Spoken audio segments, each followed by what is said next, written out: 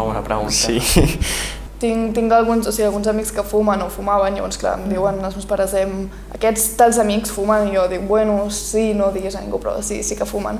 I justament que si els teus pares no volen saber si fumes tabac o no és per ajudar-te a que ho deixis, i el fet d'amagar que estàs fumant tabac és que no et farà ningú bé.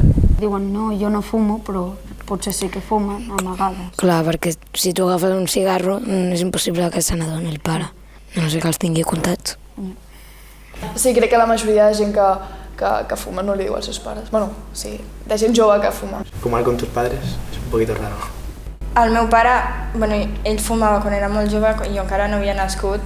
La meva mare ho ha deixat i el meu pare ja fa molt temps que ho ha deixat. I a vegades fins i tot li agafa un cigarro perquè no. Hombre, los mayores tienen responsabilidad. O sea, si fuma alguien mayor, le está dando mala imagen a su hijo. El meu pare fumava, un matí es va aixecar i va dir que no fumaria més i ho va deixar. I diu que és això, que és qüestió de força voluntat i sobretot no començar. I ho va deixar quan jo era petita, perquè no volia que... O sigui, com va tenir una filla, va ser com una gran... Li va donar com molta força per voler-ho deixar.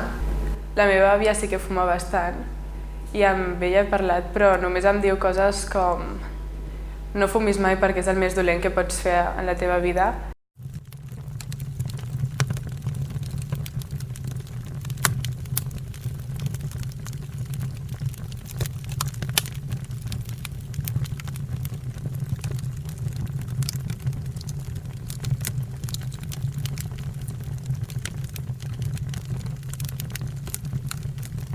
Ajuntament de Sant Cugat,